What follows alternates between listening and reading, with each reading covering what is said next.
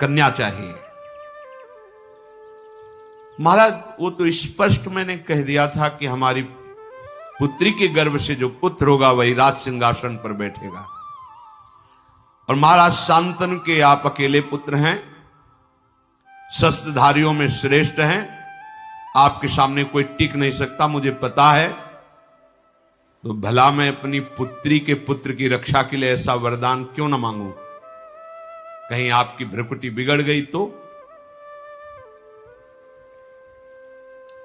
ये कन्या मेरी नहीं है, ऐसा मत समझना कि निषाद की कन्या है। ये आर्य पुरुष की संतान है। ये गुणों में आपके समान है, जन्म भी आपके समान ही महापुरुषों से हुआ। इसका मछली के उदर में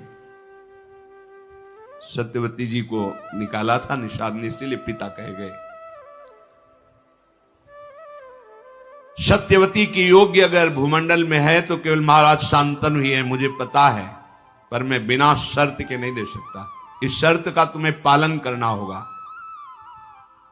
क्योंकि मुझे पता है यदि आप गुस्सा हो गए तो आपका शत्रु चाहे गंधर्व हो या देवता हो या कोई दैत्य हो, आपके सामने टिक नहीं सकता। सत्यवती का बालक अगर कोशिश भी करेगा तो राज सिंहासन के समीप भी नहीं पहुंच सकेगा, क्योंकि आप जैसा महारथी है। इसलिए मैं अपनी पुत्री नहीं दे सकता जब तक आप या आपके पिता ऐसा वचन नहीं देते। बस अगर ये बात आप पूर्ण कर लें तो निषाद के ऐसा कहने पर समस्त मंत्रियों राज पदाधिकारियों के सामने कहा कि मैं अपने पिता का मनोरथ पूर्ण करने के लिए ये प्रतिज्ञा करता हूं कि कभी राज सिंहासन पर नहीं बैठूंगा। युवराज पद पर हूं तो जीवन भर सिंहासन की रक्षा करूंगा, और जो तुम्हारी पुत्री से पुत्र होगा वही राज सिंहासन पर, ये मैं प्रतिज्ञा करता हूं। बोले महाराज ये दोष युक्त हमें इसमें दिखाई दे रहा है,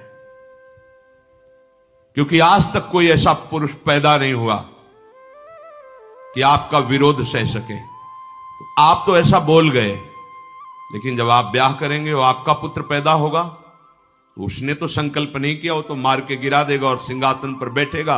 जब उसे पता चलेगा कि आप युवराज पद पर थे और ऐसा हुआ तो बर्दाश्त नहीं करेगा।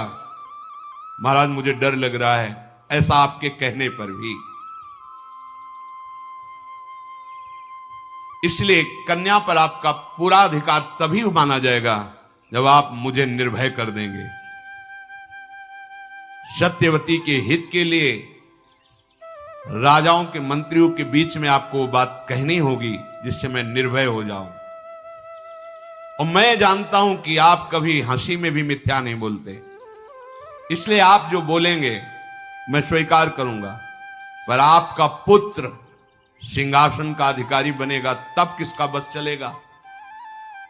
निषाद राज के अभिप्राय को समझकर सत्य धर्म में तत्पर रहने वाले देवव्रत ने अपने पिता का प्रिय करने की इच्छा से बड़ी ही कठोर प्रतिज्ञा की, जो किसी देवता, किसी दैत्य, किसी मानव ने आज तक नहीं की अपने पिता के लिए। उन्होंने कहा मेरी बात सुनो, जितने दिव्य ऋषि देवता अंतरिक्ष के दैवी शक्तियां सब प्रकट होके सुनो, मैं सत्य कहता हूं, पिता के लिए मैं आजीवन ब्रह्मचारी। ये बहुत बड़ी बात। पिता के लिए मैं आजीवन ब्रह्मचारी रहूंगा, कभी किसी स्त्री को स्वीकार ही नहीं करूंगा, ना राज सिंहासन में बैठूंगा, ना कभी ब्याह करूंगा, ना कभी ब्रह्मचर्य तोड़ूंगा।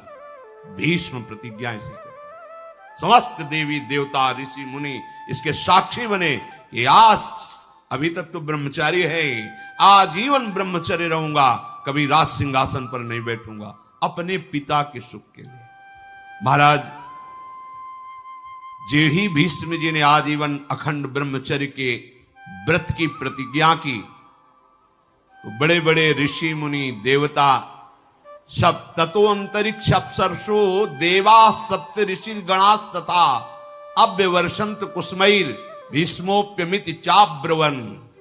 जय हो भीष्म प्रतिज्ञा करने वाले देवव्रत भीष्म की जय हो। आज से तुम्हारा नाम भीष्म पड़ेगा। और पुष्पों की वर्षा ऋषियों ने, देवताओं ने, अप्सराओं ने की।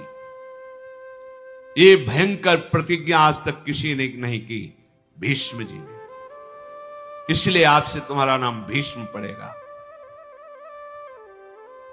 अब तो कोई शब्द ही नहीं रह गया था।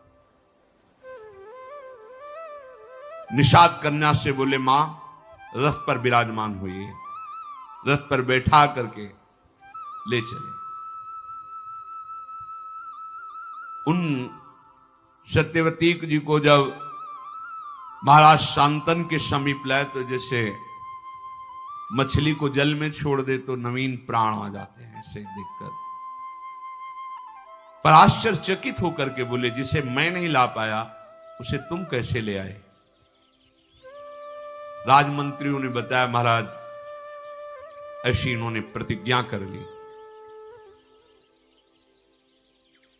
आंखों में अश्रु आ गए शांतनु जी के। मेरे लिए इतना बड़ा त्याग? जाओ, मैं आशीर्वाद देता हूं। मृत्यु तुम्हारे वश में होगी। जो त्रिभुवन को वश में रखती मृत्यु, वो तुम्हारे वश में होगी। जब